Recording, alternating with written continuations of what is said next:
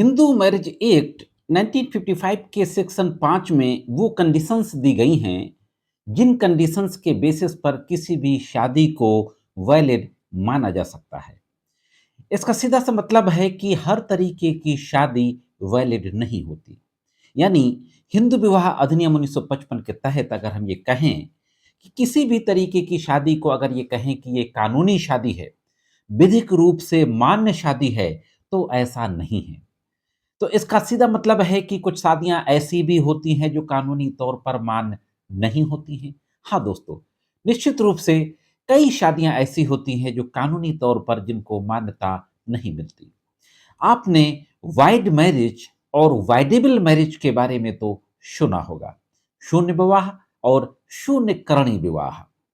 तो आज के इस एपिसोड में हिंदू मैरिज एक्ट का जो प्रोविजन है सेक्शन 11 और सेक्शन 12, जिसमें वाइड मैरिज और वाइडेबल मैरिज के बारे में प्रोविजन से दिए गए हैं, उसी के बारे में बातचीत करने जा रहा हूं। साथ ही साथ सुप्रीम कोर्ट के एक महत्वपूर्ण जजमेंट्स ने इस संबंध में क्या प्रिंसिपल लेट डाउन किए, बहुत ब्रीफ में उसके बारे में भी जानेंगे।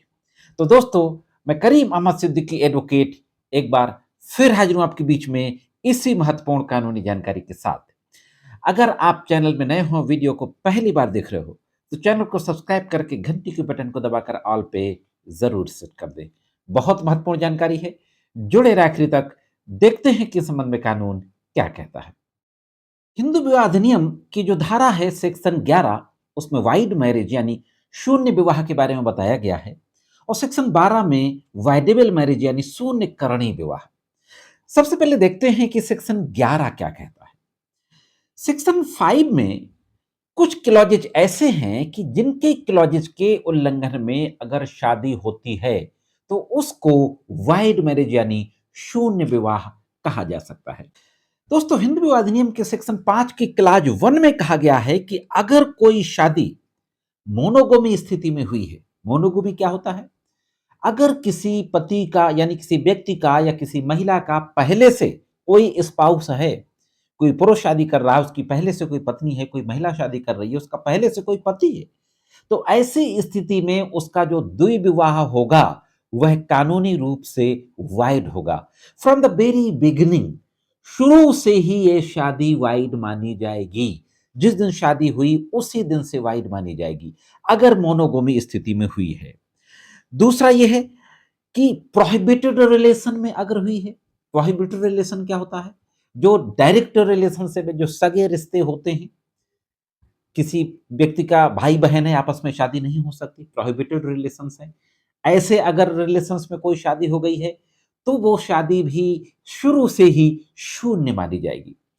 हिंदू विवाह अधिनियम का सेक्शन 5 का क्लाज 5 ये कहता है कि सपिंडा रिलेशन, डायरेक्ट रिलेशन तो नहीं है लेकिन थोड़ा सा दूर के रिलेशन हैं, जैसे कि बुआ का लड़का लड़की, चाचा का लड़का लड़की, इस तरीके से जो रिलेशंस होते हैं वो सपेंडा रिलेशंस होते हैं। सपेंडा रिलेशंस के बारे में अगर आप चाहते हैं कि मैं डिटेल में एक वीडियो बनाऊं तो कमेंट बॉक्स में जरूर बताइएगा। सपेंडा रिलेशंस किन रिलेशंस को कहते हैं, उस पर भी मैं डिटेल में वीडियो बना दूंगा।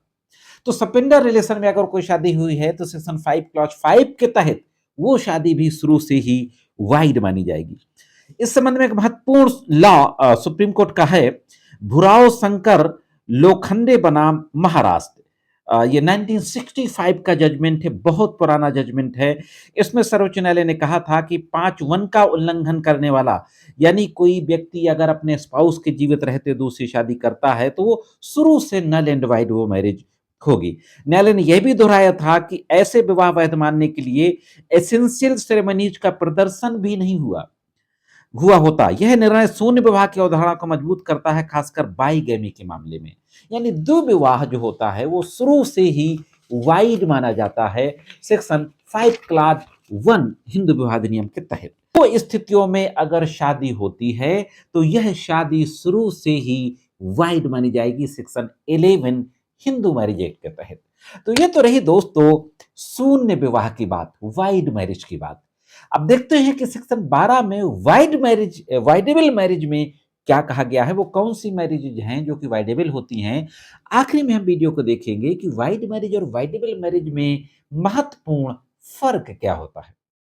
साथियों, जो वाइडेबल मैरिज होती हैं, वाइडेबल मैरिज को एक पक्ष न्यायालय में जा करके सेक्शन 12 के तहत आवेदन देता है और उस आवेदन में जो डिग्री प्राप्त होती है नल एंड वाइड की, तब वो मैरिज शून्य मानी जाती है। यानी शून्य करने का, वाइडेबल का सीधा मतलब है कि शून्य कराया जा सकता है। अब यहाँ पे सवाल आता है कि अगर वाइडेबल मैरिज है, किन परिस्थितियों पे होती है, ग्राउंड्स क्या हैं, अभी उस पे बात करेंगे। लेकिन कोई भी पार्टी कोर्ट नहीं जाती, अपनी मैरिज को वाइडेबल डिक्लेयर नहीं कराती है। तो ऐसी स्थिति में वो मैरिज वाइडेबल नहीं होगी, वाइड नहीं मानी जाएगी। वो मैरिज लीगल बनी रहेगी। अब वाइड मैरिज के ग्राउंड्स हैं जो हिंदू मैरिज एक्ट के सेक्शन 5 के अनुसार, सबसे पहले कि अगर इम्पोटेंसी के कारण, नपुंसकता के कारण, शारीरिक अक्षमता के कारण अगर विवाह कंजुमेट नहीं होता, हस्बैंड वाइफ के बीच में फिजिकल रिलेशन नहीं बनते, तो ऐसी स्थिति में मैरिज को वाइडेबल डिक्लेयर कराया जा सकता है, एनी ऑफ द पार्टी, किसी भी पक्षकार के द्वारा। दूसरा सेक्शन 5 का जो है, वो क्लॉज सेकंड ये कहता है कि अगर सेकंड का कंट्रावेंशन में अगर कोई शादी हुई है, और सेकंड का कंट्रावेंशन यही है कि अगर फिजिकली, मेंटली इनकैपेबिलिटी के कारण अगर कोई शादी कंज्यूम नहीं हुई है, तो उसको वाइडेबल डिक्लेयर कराया जा सकता है। इसके बाद साथियों, सेक्शन 5(1) के क्लास सेकंड में ही अनसाउंडनेस ऑफ माइंड की बात अगर कही गई कि अगर अनसाउंडनेस ऑफ माइंड के कारण भी मैरिज कंज्यूमेट नहीं हुई है, तो भी उस मैरिज को वाइडेबल डिक्लेयर करा जा सकता है। बाइपोलर डिसऑर्डर अगर कोई पक्ष किसी ऐसी बीमारी से ग्रसित है जो कि संबंध नहीं बना सकता, दो परिस्थितियां हैं, एक तो इम्पोटेंसी के कारण मैरिज कंज्यूम नहीं होगी, दूसरी मानसिक कोई ऐसी बीमारी है जिसके कारण मैरिज कंज्यूम ना हो, तो भी ऐसी मैरिज को वाइड डिक्लेयर कराया जा सकता है, ये वाइडेबल मैरिज होगी।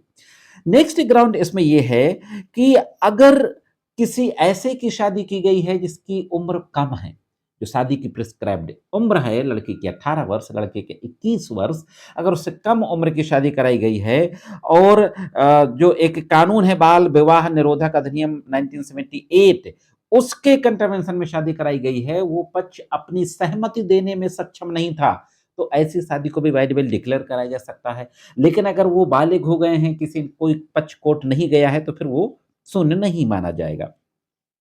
अगर फ्रॉड से या फोर्स से सहमति ली गई है, किसी व्यक्ति ने छल या कपट से सहमति ली है किसी पार्टी की, तो ऐसी स्थिति में भी मैरिज को वाइडेबल डिक्लेयर कराया जा सकता है। सेक्शन 12(1)(c) में एक महत्वपूर्ण केस गया, सेक्शन 12(1)(c) में कपट और छल की बात कही गई है, फ्रॉड और फोर्स से सहमति लेने की बात कही गई है।